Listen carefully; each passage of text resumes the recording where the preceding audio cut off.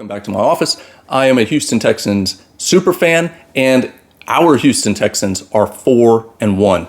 Now, there are a few things I wanted to talk about. I got a lot to get to. First of all, let me start with some positives. The defense looks really good, especially against the pass with a lot of young guys, especially in the secondary.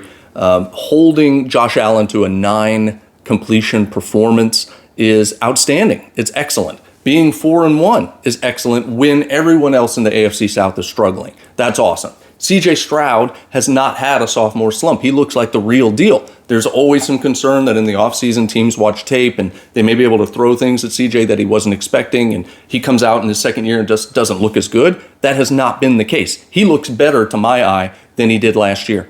This week we play the New England Patriots. It looks like it's going to be Drake May's first career NFL start, so you have to like your odds with DeMeco Ryans' defense in that situation. Very good chance to go 5-1. The fact that we're talking about potentially going 5-1 when before Stroud got here is very difficult to imagine the chain of events that would lead us to be a 5-1 team here in 2024. But yet here we are, and that's exciting. But the experience of watching these games, if you're just watching the highlights and you see Nico Collins bomb, Fairbairn walk-off 60-yarder, you're thinking, what an exciting young team. But if you're actually watching these games, if you're experiencing them live, as I know most of you are, you lived through that Minnesota game. You lived through that Jacksonville second half. You lived through the second half against Buffalo, in which we almost lost to a team that completed 9 passes, and it wasn't the first time this year that that happened. So I want to talk about Bobby Slowik a little bit, and know that I know we're not going to fire Bobby Slowik this year, so we are stuck with Bobby Slowik for better or worse, until the end of the season. So my hope as a Texans fan is that Bobby Slowik adjusts, grows, does better as we move through the season. He's obviously a Shanahan coaching tree guy, run the ball, set up play action, that kind of stuff.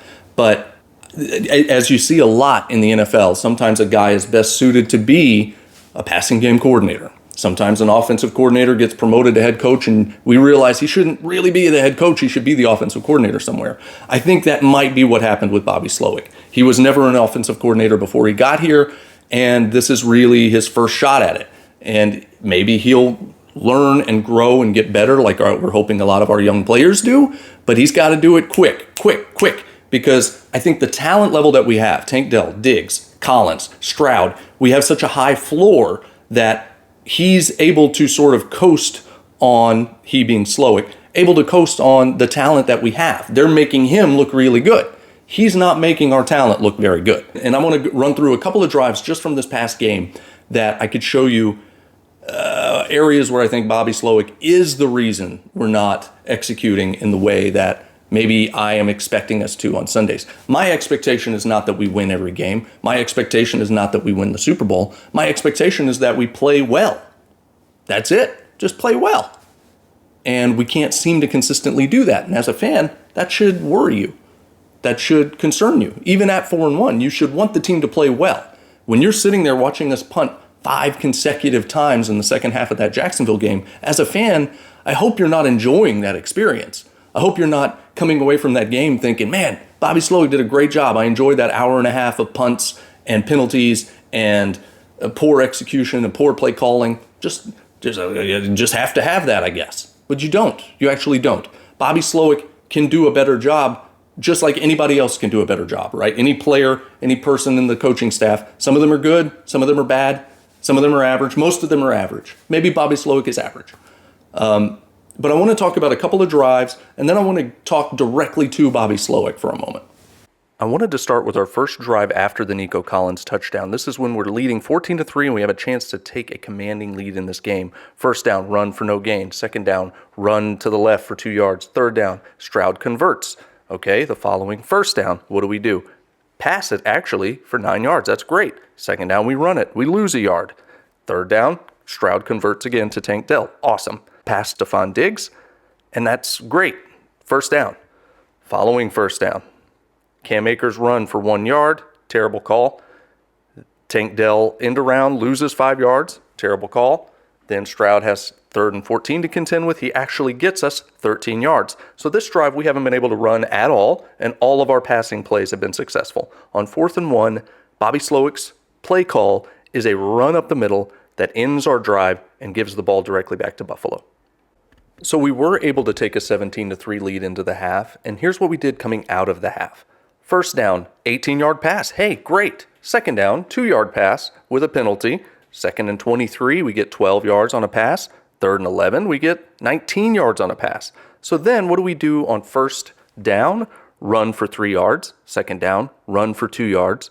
3rd down, incompletion. We are settling for a field goal. And obviously when you run on 1st and 2nd down, you have no margin for error if you get an incomplete pass on that 3rd down. When you have high-level talent, you need a coaching staff that's going to match that high level of talent. You need a coaching staff that's going to get the most out of these guys, not the bare minimum. If you're happy with Tank Dell's production through 5 weeks, if you're happy with Dalton Schultz's production through 5 weeks, then we disagree, and that's okay. And I hope I'm wrong. I hope as the season goes on, we are an explosive offense when we get Joe Mixon back, when Nico comes back, and Bobby Slowik makes me look foolish. I hope that's what happened.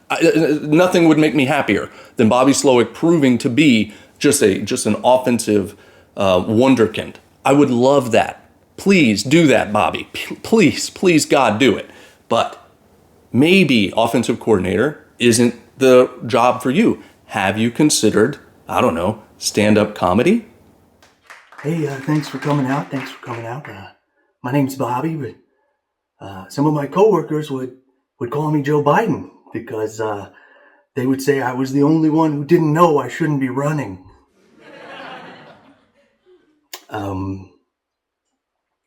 Sometimes the team would call my game plan the Ukrainian invasion because they knew I was Russian. What else? CJ used to ask if my playbook needed Pepto because he knew it had the runs. Thank you. Okay, thank you for joining me this week. Can't wait to see what we do against a rookie quarterback on Sunday. And go Texans, baby.